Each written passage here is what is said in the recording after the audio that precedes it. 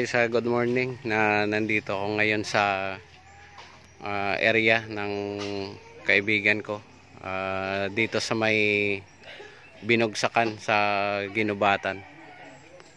So ito yung area nila guys, nagtitinda sila ng Rhode Island chicks. Rhode Island Red. So yan guys, tingnan natin yung kanyang mga palahi. So ang lalaki guys ng so ito yung mga roster niya. Yan, ganyang kalaki, halos nasa 6 kilos. So for sale po ito lahat. Yan.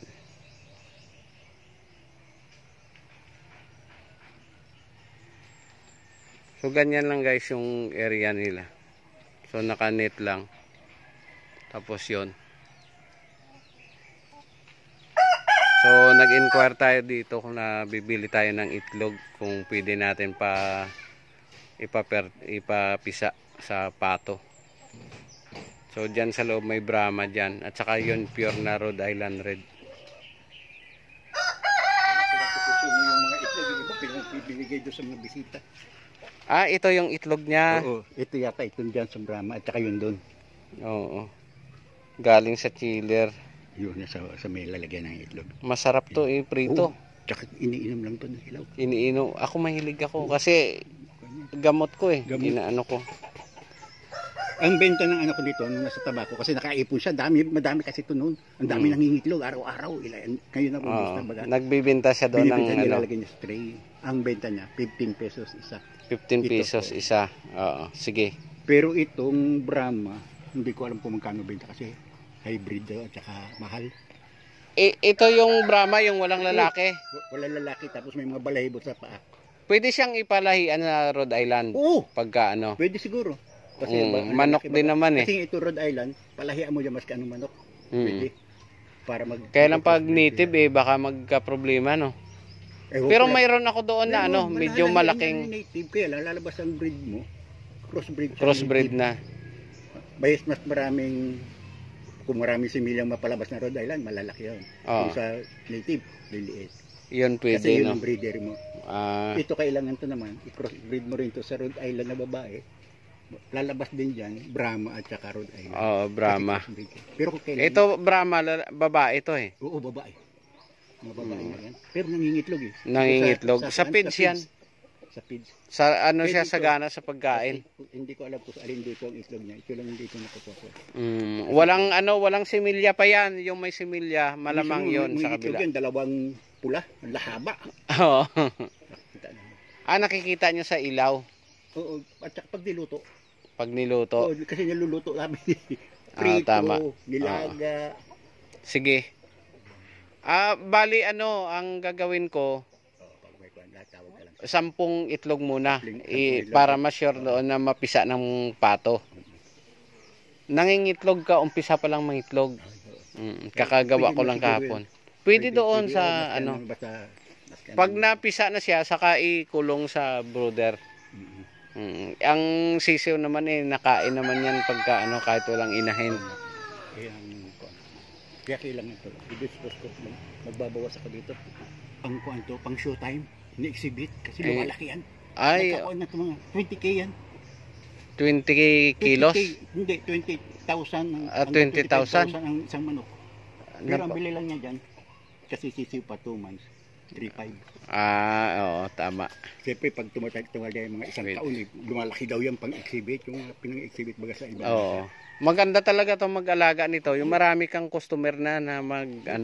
Naka-online baga siya. Siguro naka-online yung taga-tabako Sabi nga niya, mayroon akong bayad yan. Diyan na lang pupunta sa binugsakan. Pipikapin.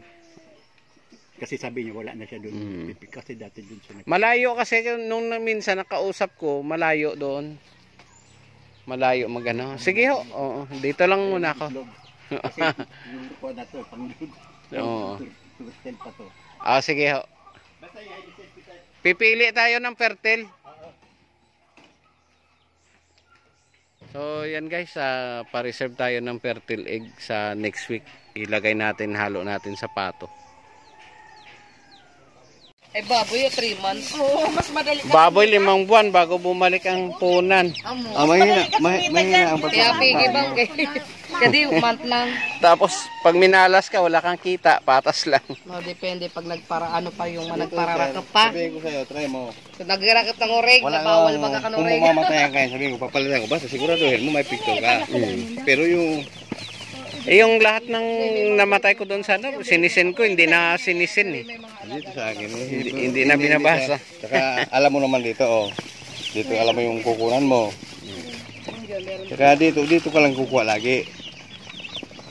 Kung gusto mong papalitan ko yung sisyo, pag namamatay, pero siguraduhin mo. After 5 days, hanggang 5 araw lang ang ano ko sa'yo. Matibay sa init to yung ganito, no? Alin? Ito. Kasi may heater yan eh. Sanay yan sa mga heater yan. Alam mo Heater ang mga farm na may dito na ilang tangki pa. Kasi ang laman ng isang farm na dinideliver namin, minsan mga 3,000, 20,000.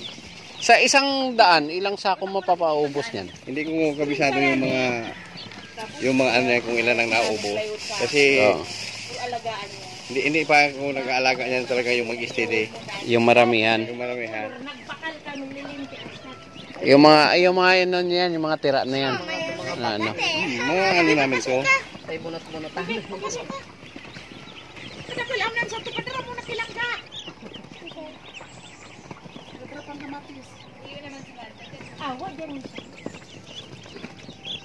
Magkanda yan, sir.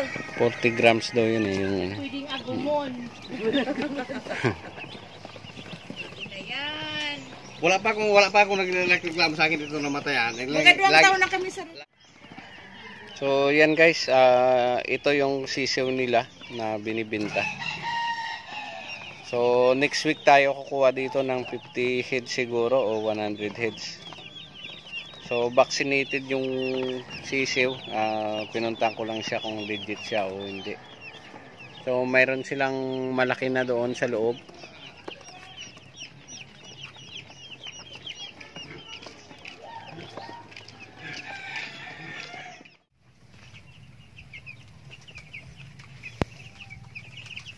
Guys, ito na yung ating alaga. So yan. So ito guys, lahat ito ay confirmed bansot talaga sila. So ano na to, 15 days old na. Pero ang bigat nila nasa 1/4 kilo pa lang. Dapat kalahating kilo na to. Pero tingnan natin pag edad nila guys ng 20 days kung mabilis talaga sila lumaki na. Sana doon na lang, kahit mga 50% maganda yung laki.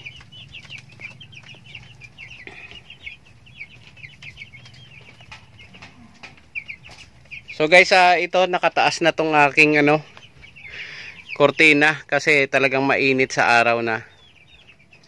Tsaka ito ay hindi nakatulad ng sisiw na kailangan mainit. So ito mainit yung araw. So kailangan na nila ng preskong hangin. Tapos guys, makita nyo mayroon akong dalawa doon na nakakulong, naka-quarantine yan. May sakit yung isa niyan. So nainom lang, hindi siya nakain. Kasi kahapon siya yung na-stroke. So ginawa ko, kinulong ko siya, pinaliguan. Kala ko mamamatay na. Pero nakasurvive siya. Pero may isa na na-stroke pala kagabi. Pero hindi na siya nakasurvive, namatay na. Tapos mamaya guys, palitan natin yung tubig na yun ng Vitamin Pro. Sa ngayon ang nakalagay dyan ay ang yung para sa guys, stress. Yung ating mahiwagang gamot para sa stress, yung dextrose powder. Ayan. So tapos guys, good news naman sa ating alaga. So yung 5 pato natin ay yung 2 confirm na nangingitlog.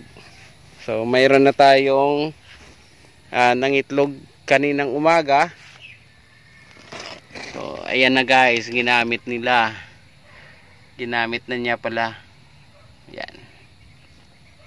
Tapos yung isang itlog ay ay yung tatlong itlog na nauna siya na ngayon nandito sa ating mahiwagang kubo-kubo.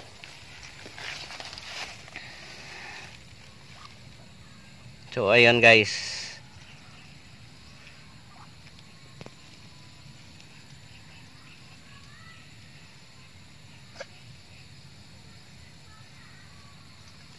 Yan. So ito kanina yung puti nagmate na naman doon sa isang puti din. So okay lang yan. Tapos nilagyan ko na naman ng pagkain. So ang pagkain yan guys ay darak lang. Yan, ito yung bahay nila. Tapos nilagyan namin ng lukay. Ang lukay ay para protection sa init. At napakainit dito pagkahapon. So dagdagan natin ulit ito. After 2 to 3 days patungan natin para hindi siya lusot yung init. So tingnan natin kung anahaw ang ilagay natin. So yun lang guys ang ating video ngayon. So yan. So time check natin ay alas 5:30 na ng hapon. So ito guys ang video natin ay continuation lang sa video natin nung isang araw na naggala tayo sa labas. May pinuntahan tayong dalawang farm. So yung isang farm yung pang Rhode Island Red at saka yung isa ay supplier ng mga sisiw. So sa ngayon guys pinag-aaralan pa rin natin kung paano, kung saan tayo kukuha ng sisiw. Kasi nadala na tayo dito sa isa nating batch, yung second batch natin. So yun guys, sinaran na muna natin. Baba muna tayo sa ating lungga, bahay natin. So yan. So guys, lumaki na yung mga pato dito. Nung una natin nakuha yan ay medyo maliit pa yan sila. So nahiyang sila dito sa taas. Yan. So paparamihin natin yan guys. So target natin 50 heads.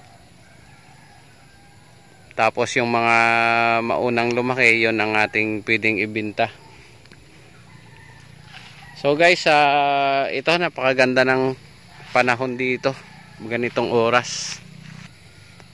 Napaka-presko. Pero pag hapon, grabe, tanghali. Grabing init dito. So may nakita akong bayabas guys, tingnan natin kung hinog na.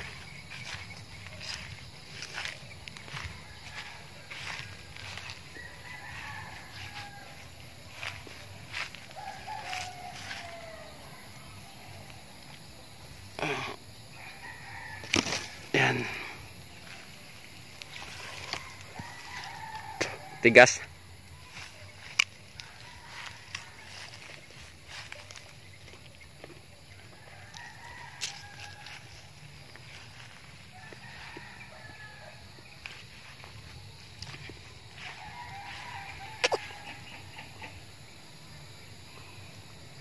So guys, maraming salamat po sa inyong lahat, sa lahat ng nanonood ng ating video.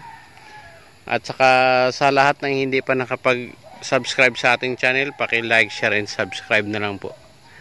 At saka paki-click na rin yung notification bell natin para updated kayo sa lahat ng video yung ina-upload natin araw-araw.